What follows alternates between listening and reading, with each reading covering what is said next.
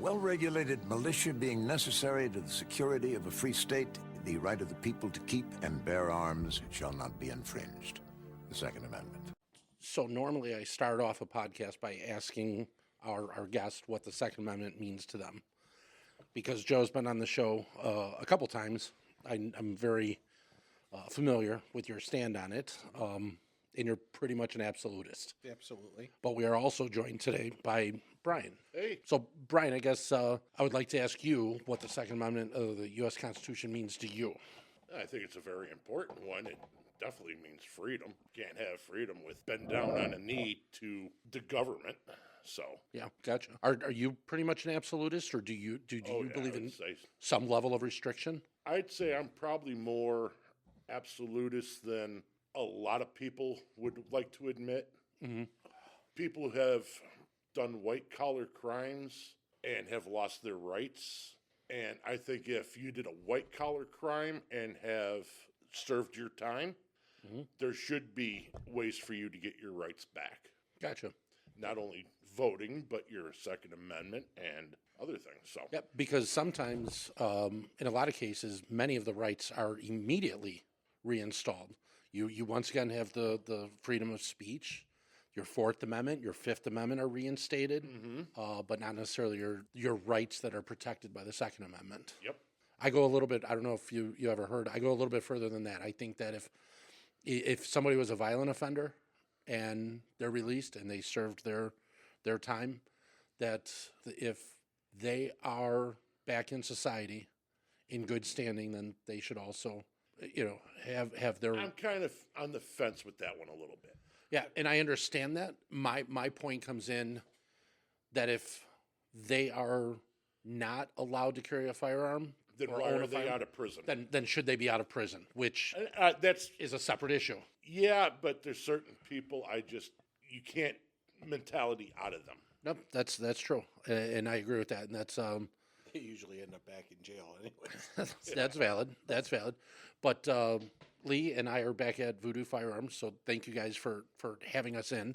Joe, you reached out very recently to actually ask us to come in and do this podcast, and could you go ahead and let us know why? So I had yesterday, I believe it was yesterday, right? Yeah, yesterday. Brian called me and said, "Hey, by the way, we have a customer here who is looking to do a private party transfer," and we started talking about the private party transfer, and he's like, "Well, he tried to go through the state, and so what it appears is though the state is back up to their old shenanigans again.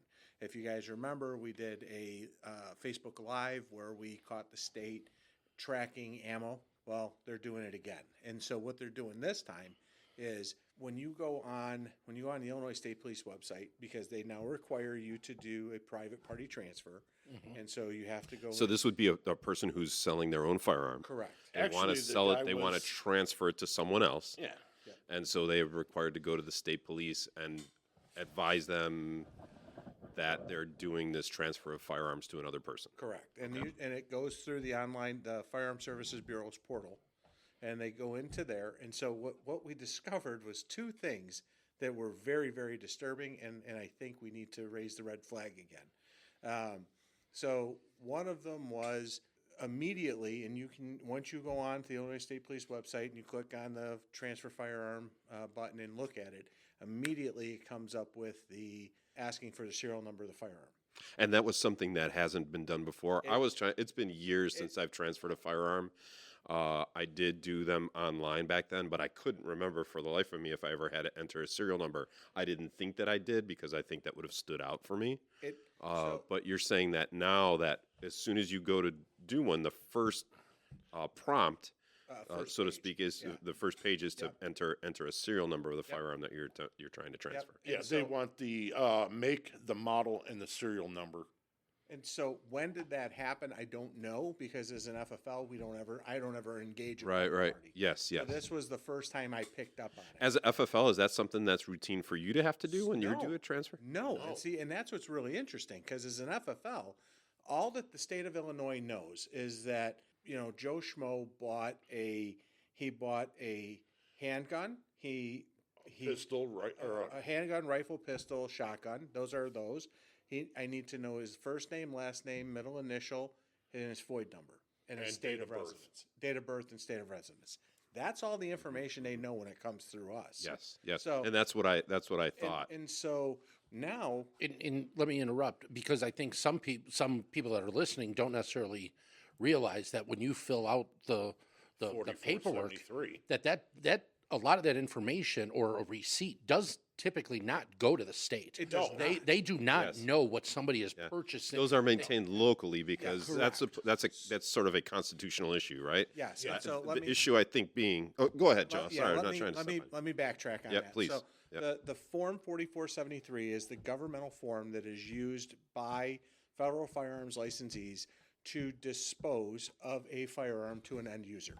And so all the information that is inputted onto the 4473 is inputted and then stored locally. It's housed locally.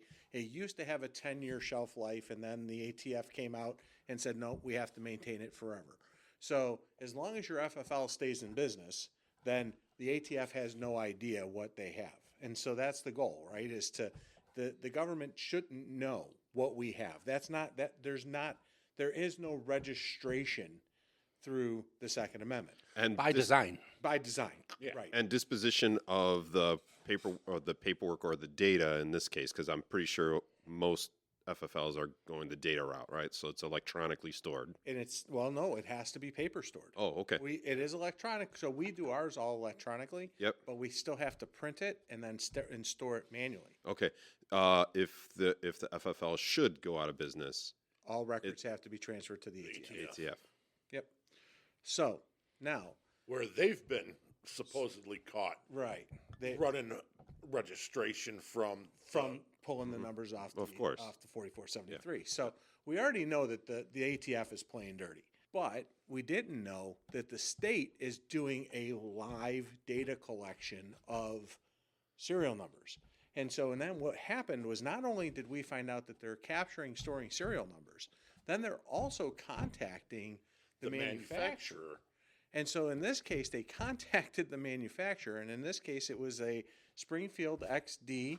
I'll show everybody here. So it was a Springfield XD Mod 2 in 40 cal.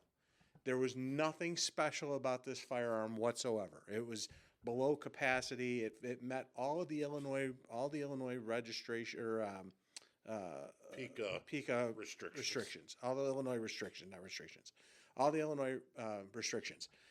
And the state of Illinois then contacted Springfield, who I don't even know why they did this, but Springfield then imparted the information to the state of Illinois and told the state of Illinois that it had a threaded barrel. Well, it doesn't have a threaded barrel. It never had a threaded barrel, and I don't know why Springfield told them that, but then the state police sent a transfer not approved back to They declined it. They declined it, citing that it had a threaded barrel and that it was a violation of PICA. So not only did the state of there's a lot there. Right. Yeah. There's so much wrong on that whole one transaction. There's so much wrong. The state of Illinois is collecting information and capturing serial numbers and creating a database. They're determining based on a serial number how a gun was manufactured from a manufacturer.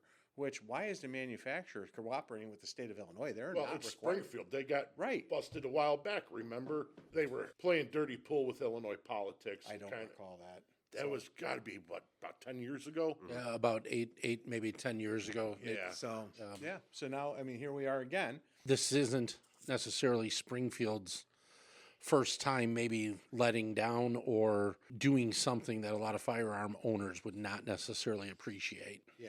So Well, they're doing business in Illinois. Right. And they're a big business in Illinois, and they're in the firearms industry. I could see where that's a hell of a position to be in. Like, I'm not surprised that they have to. we've chosen to rock the boat. Yeah. And you would think that as a manufacturer in Illinois That you'd be. you'd be like, all right, no, guys, like we have some weight here. Yes, right? I see. I mean, if it wasn't for Springfield Armory, Geneseo, Illinois would not exist. Yeah. So they have some weight, and they need to actually be using that weight to move things forward instead of Cowering. Cowering. Yep. That's what I was at. I was talking about the Liberty Safe thing. Yeah. You know, we're right back to the Liberty Safe thing right now with Springfield. Yeah. Can you remind people what that is? So Liberty Safe, there was an ATF raid, and under the Biden administration, the ATF called Liberty Safe, and I can't remember who it was. It was in Arkansas, right? I don't remember what state. I believe it was Arkansas, and they raided the home. It's coming back to me a little bit. Raided the home of he was like a multimillionaire. It wasn't like just some guy. He was a very well-to-do guy, and That's the guy in Arkansas. That's the guy the ATF killed. He worked for the airport. okay. So, but it's the same guy, I think, isn't it? No, I think it's a different guy. I think those were separate incidents. I don't know. But basically, the ATF. The ATF has done some really sketchy stuff here recently. They are good for killing people's dogs. So, Well, basically the ATF contacted Liberty Safe, gave them the serial number, Yep. And Liberty gave them the combination to the safe. Gave them the way to access the safe. Right. If I recall correctly, without any sort of warrant. Yeah, no It was a consensual, Yep. conversation, and it was, a request, and the request was granted. And there were a lot of people, including myself, that were not very happy with Liberty Safe.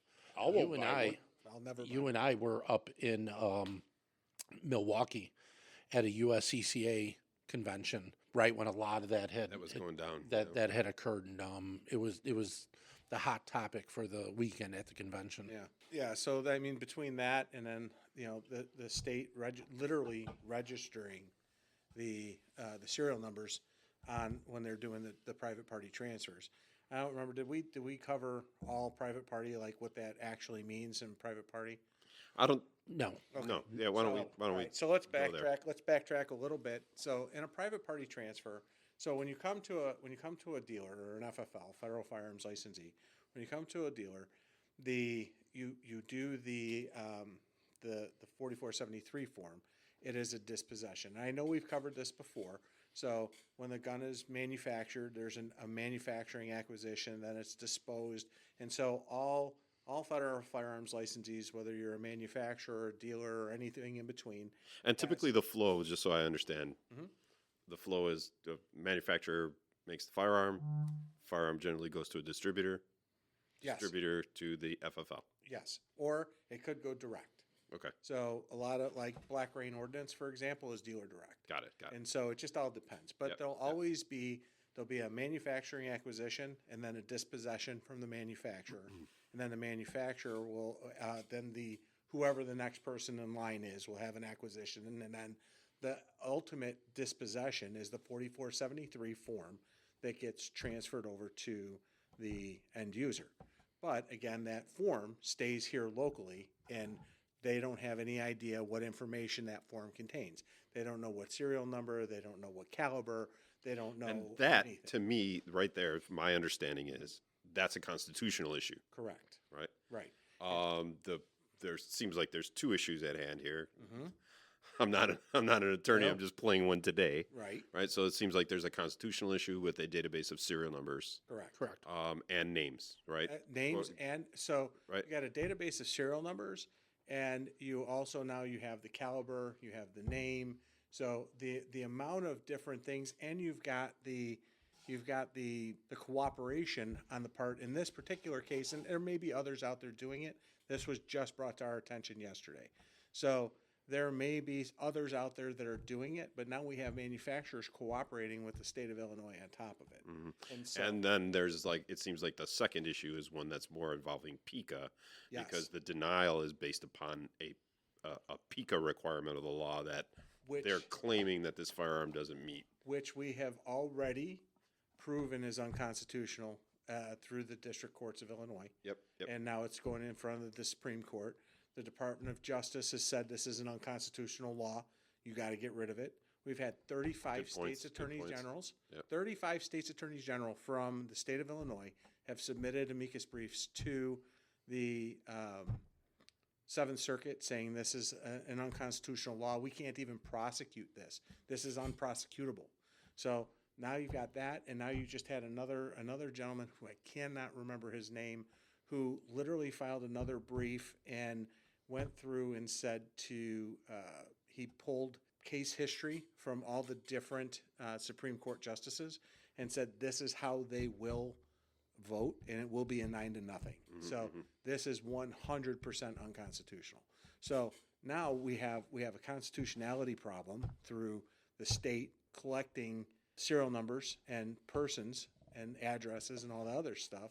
And then we also have the other side of it, which is the cooperation on the side of. Yeah, thanks for pointing that out, that there's actually two constitutional issues. Yeah. One, the database, and Yeah. two, then being sort of the PICA law itself. Yeah. So so we've got a lot of different things that are happening, and it should not be happening. It's just with the point, and that's why I wanted to get everybody involved in this. I called you guys immediately, and Brian brought it to my attention. Thank you. And then we're trying to get it out to everybody so that everybody understands the gravity of this. And we had, like I said before, the state did this back in early January of 23, was it, Brian, or was it this year? Which part? The ammunition. I think it might have been this year. No, that was last year that they did that ammunition transfer thing. Yeah. Or And was so it we even caught them. the year before that. Yeah, it was last year. It was So 24? we caught them. Yeah, we caught them doing that, where they were tracing what ammunition you were buying. And so as a result of Voodoo Firearms raising the red flag, it got to the Illinois State Police, it got to Great Bishop, it got to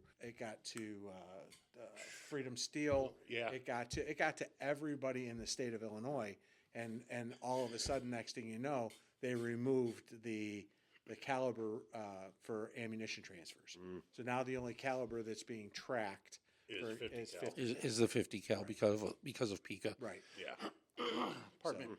What I'd like to do is jump back to this specific incident here. Okay. Because I'd like You to want to look at it? No, what I really want to do is address the impact of that, because as far as I'm concerned, or the way I'm looking at it initially, there's two, besides the constitutionality issues, which are extremely important to me. It goes two other, I guess, scenarios also develop. This particular firearm, as I see it, that was attempting to be purchased, is a firearm that is commonly used for self-defense. Absolutely. Yeah. So right off the bat, where my head goes is that now someone that was doing their due diligence to take the safety of their self and their family into their hands in trying to make sure that they can protect themselves and their families have now been denied that right. Absolutely. Because I don't know if this person has any other firearms. This could have been their first one. What they were trying to accomplish has now been denied. Right. It is one of the issues as I see it, and that's one. And that's a very important one to me. The other one that I think is also very important is you as a business owner have now been denied the right to sell that firearm, correct?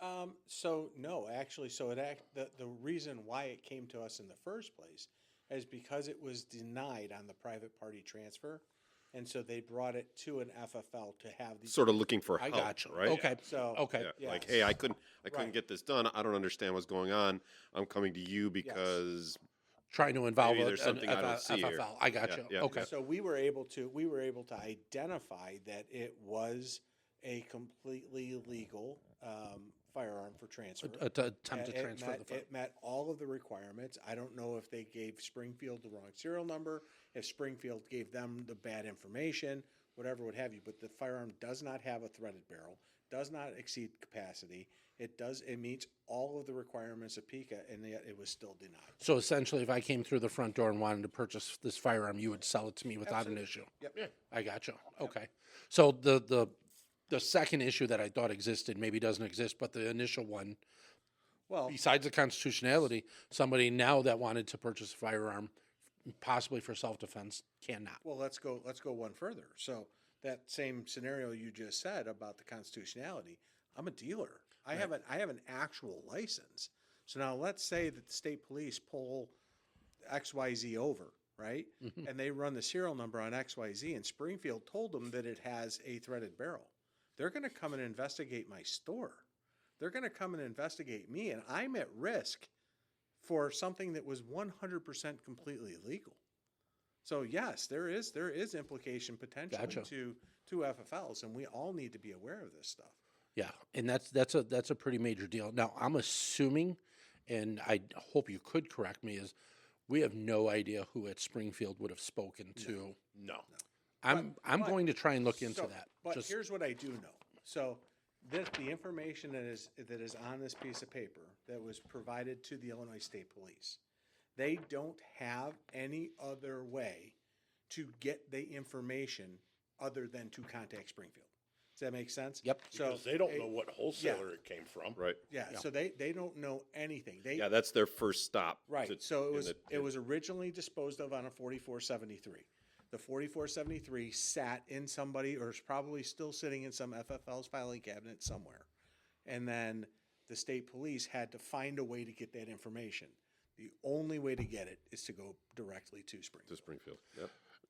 so one of the issues here is how long has the state of Illinois been collecting this data? Great question, and I don't know the answer. Like I said, we have not, as a dealer, we don't do this. We don't do this side of it. So I have no idea how much information they've amassed. And once they have it, how do you unring that bell? Right? If at some point they're no longer allowed, well, although technically they're not allowed to now. Right.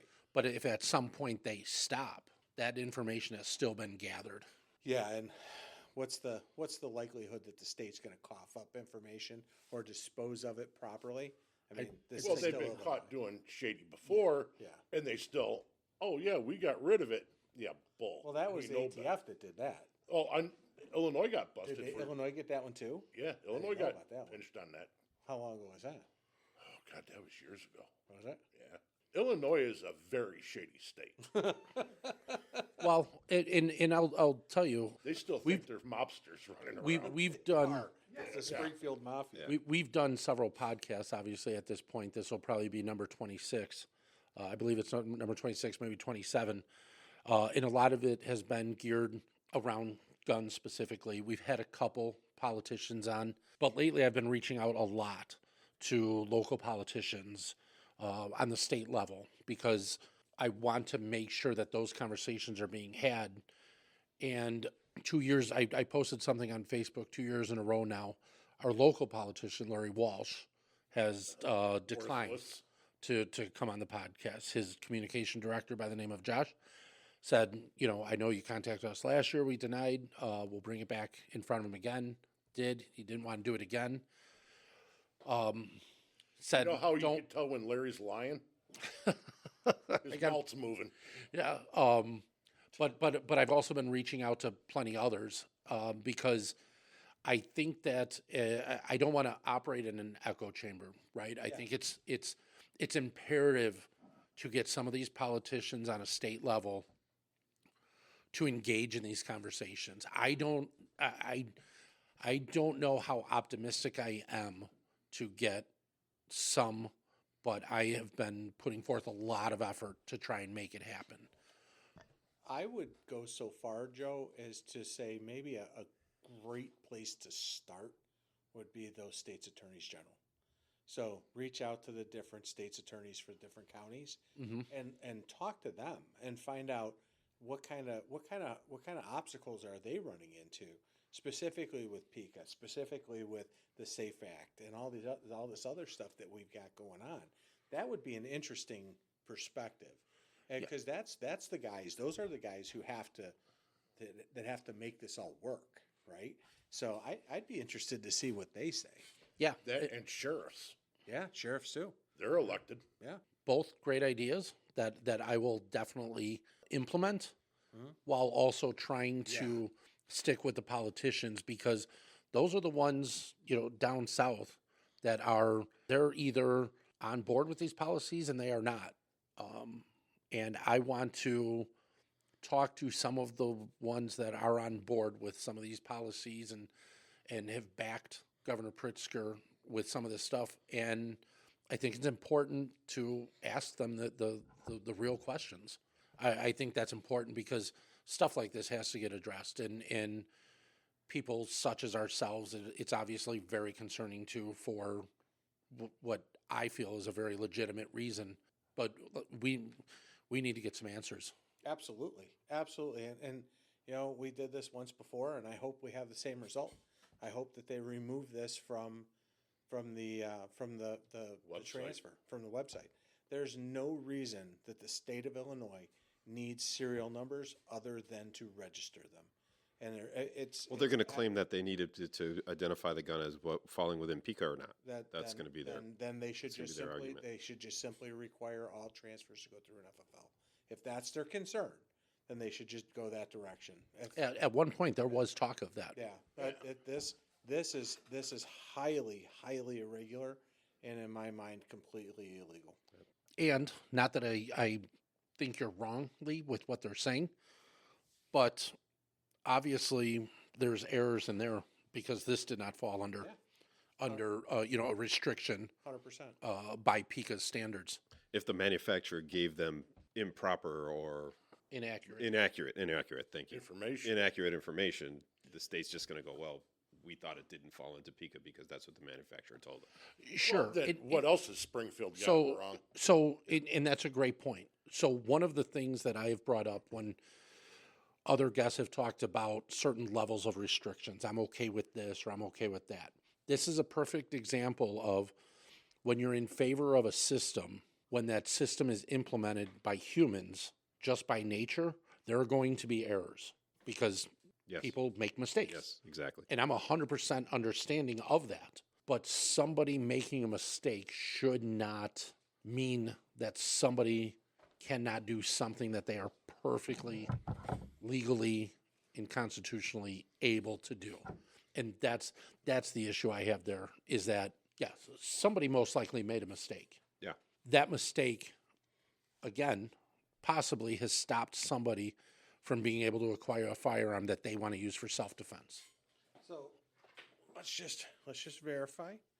So serial number, we're just going to blurt out the last 2 digits or 3 digits, is 355.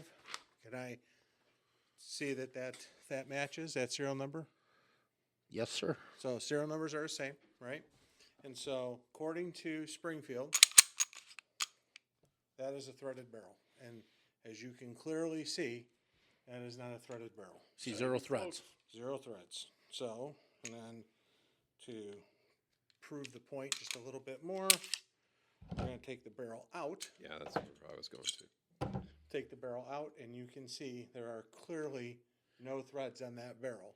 Correct. And clearly, the state of Illinois denied a right to a very legally eligible person. Is it possible that the end user at some point swap barrels? It's possible, but it's again irrelevant because the state should not have the authority. Right. The gun meets all the requirements. State shouldn't have the authority to say no. So, and that's a great point because it's possible, right? It could be possible. Right. Yes. But if somebody did that, maybe they did that to make sure they weren't in violation. Right. Yeah, Of PICA. so that they could sell it. So that they can carry that without being in violation. Yes. Which is what, when the law came out, the state told us all to destroy your magazines, change your barrels. They did all these things. So the person did everything they were supposed to do, didn't register the firearm because it was not necessary to be done so, and then they denied the right. So, I mean, we just keep going back to the same thing. No, thanks for doing that because that really clears a lot of things up. Yeah. So, I mean, it goes all back to the same thing over and over and over again. The state does not have the right to do what it's doing and is denying constitutional rights. They are not granted by the government. They are granted by God, and only by God should they be removed. You know, and that's something I obviously agree with you 100%. And what I see on a very regular basis, and I try not to correct people very often because I don't want to be that guy, but I constantly hear, you know, that's our Second Amendment right. That's our Second Amendment right. That's your right that is protected by the Second Amendment. Right. And I think a lot of people don't necessarily, I don't think it registers with a lot of people that the Second Amendment of the U.S. and Illinois' Constitution does not grant you the right to own a firearm. What it does, what it is supposed to do, is to restrict the government from taking away the right to have a firearm. And there's a big difference there. Absolutely. And they took somebody's right away. They absolutely did. And that's very frustrating to to somebody like me, to somebody like the the others in this room here, that's really concerning. That is not the way it is supposed to go. No. It is. It's often shocking to me.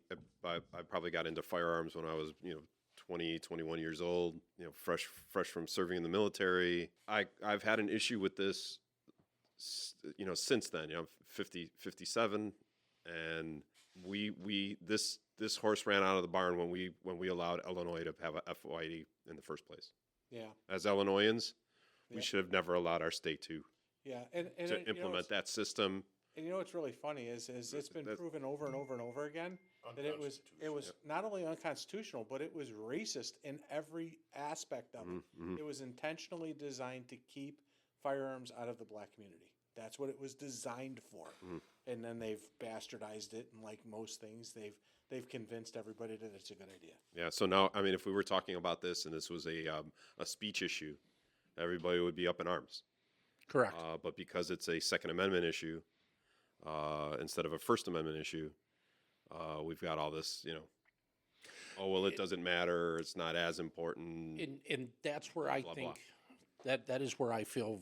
Sorry if I cut you off. Oh, you're good. Where I feel very strongly that people, society, they need to comprehend that standing up for civil liberties, even if it is one that you don't exercise as an individual, sticking up for them is crucial.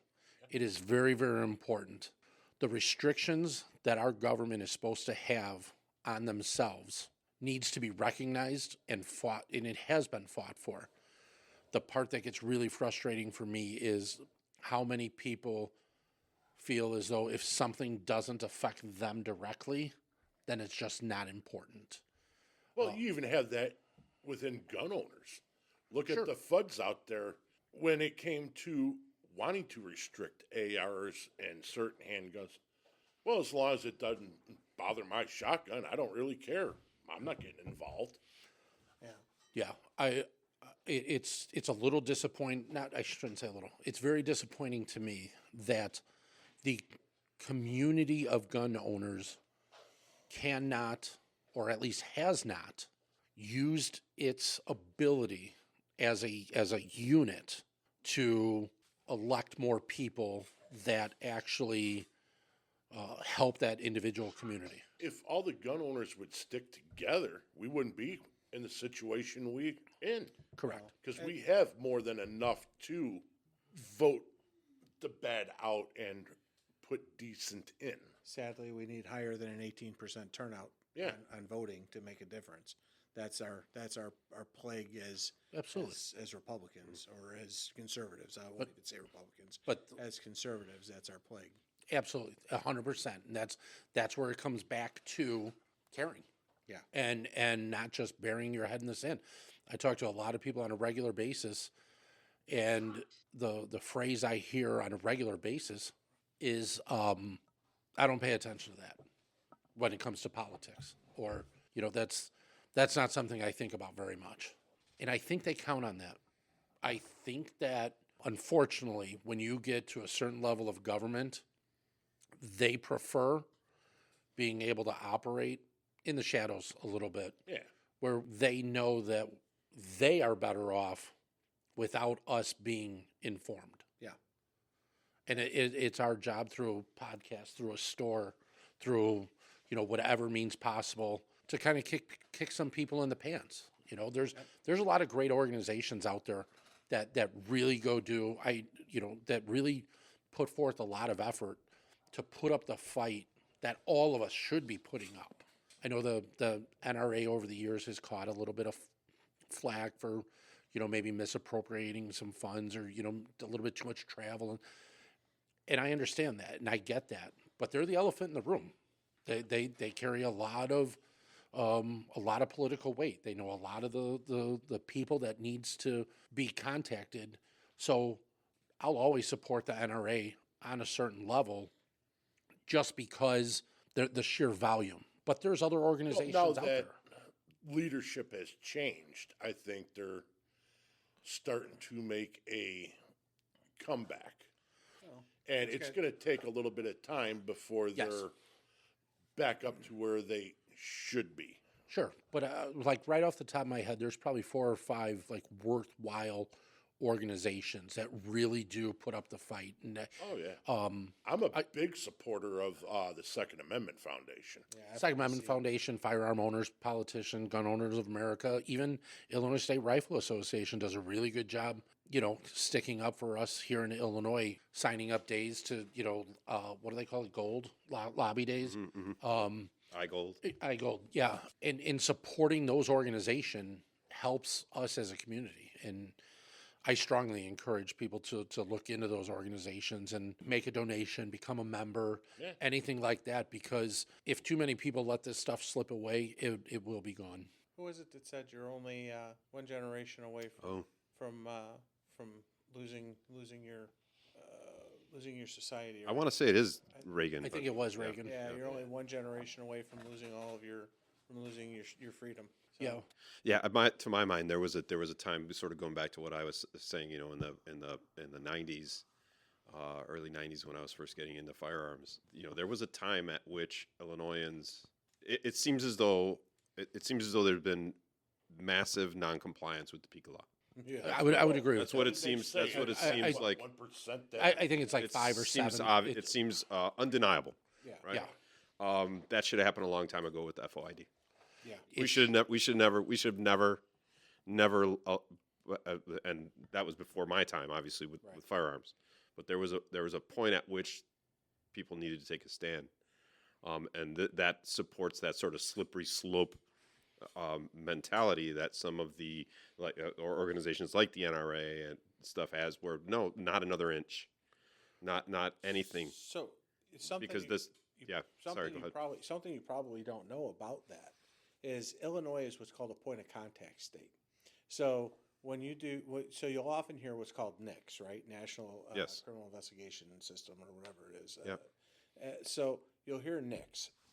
NICS is a federal level of background check. So what they're doing is they're doing a background check at a federal level, looking to see if you have any federal indictments or anything that will. And that's the phone call, right? Right. Or they have they have an online thing now also. Okay. But you just went through NICS. Yep. Right. Yep. Well, then Illinois came in and said, no, we don't think so. We're going to be the point of contact, and you're going to contact us at the Illinois Firearms Services Bureau. And so they then contact NICS on your behalf through an algorithm, whatever, because sometimes we get the automatic approval, right? So they go through NICS, and then they also go through the database in Illinois to check. So they actually increase their scope a little bit over what's federally mandated. They're looking at the state and local levels to see if you got a DUI, if you got a restraining order, or whatever, what have you. Right. So they're doing that. Now, speaking of restraining orders, we'll go through this one super quick, but it's also super bad. Is we have somebody who we both know. Yep. You guys also know him. You may or may not be familiar with this situation, but he was he's in a relationship with a woman, and she decided one day that she no longer wanted to be in a relationship with him. So she packed her stuff. Now there was literally no shenanigans. There was no violence. There wasn't even yelling. It was just, I'm leaving, bye. She gets to her dad's house, and dad decides that now I'm going to say this, but he's a crooked Cicero policeman, old retired crooked Cicero policeman. So of the top caliber crookedness in Cicero. So we'll just go there. I'm from Cicero. I'll call it out. Anyway, so dad says, oh, no. We're going to file a restraining order. So they file a restraining order against this person with no legal standing whatsoever. They red flagged them. The state taking away a right without due process, comes in on a red flag and says, you no longer have a FOID card, revoked his FOID card. He goes to court. The woman says, yeah, I made it all up. The judge kicks it out. It's been 3 months, and the man does not have his rights back yet. The state has not issued his FOID card back to him. We have called. We have used every angle and lever in the Illinois Firearms Services Bureau to try and get this man his card back, and they won't do it. He has a court judgment from a judge saying that this is completely absolved and dropped. There is no case, and they still haven't done it 3 months later. That's extremely frustrating for me. I can't imagine what he's. Like I said, the unconstitutionality of what Illinois is doing, both in the red flag world, in the FOID world, in the PICA world, just in general, it just keeps getting worse and worse and worse and worse. Great points, Joe. Great. And going back to that, it's just once you open that can of worms with the government, it's they keep taking. Yep. Wow. To what end? Well, complete and utter disarmament and complete reliance on them so that they can have complete control. Well, that's what gun control is. It's not about guns. It's about control. Yeah, tyranny. Yep. Very, very good point, Brian. Yeah, I agree. I also think, based on the non-compliance that we've seen with PICA, that just won't happen. The fight will always be there. The attempt will always be there. But I strongly believe that although there are way too many people that don't stand up for what is right, I also know there's a lot of people that do. I wish there were more. I encourage there to be more. Oh, God, yeah. But I know that there are a lot of people that just won't let that happen. Well, thanks for bringing this to our attention. Yeah, thanks for calling. Thank you guys for rallying. That was a very, very quick rally, and I'm grateful that you guys were able to make it out as quick as you did. I know this was very short notice, but I felt like this was important. I felt like this was super important. Yeah, it is important. Yeah, And absolutely. Get this out to everybody. Great. And Thanks, guys. it'll Thanks, also gentlemen. be up on YouTube and We'll all the get it up on- websites. We're gonna edit YouTube as well, and I want to make sure that again, I want to thank 2A Today for coming out and supporting this cause and supporting Voodoo Firearms. You guys have been one of our greatest champions, and we're grateful for all that you guys do in the community. You deserve it. And also, I want to bring everybody's attention to the fact that how quickly they did scramble to get here, because it was a matter of hours before Joe and Leigh had everything pulled together and ready to go. So again, guys, great reaction, great everything that you guys are doing. Keep up the great work. Thank you. Yeah, Same to you. appreciate that, and it's easy to support such great guys. Thank you. Yep. Thanks Come again. buy guns at Voodoo. Absolutely. Thank you, guys. Unzip those pockets, people. Come on.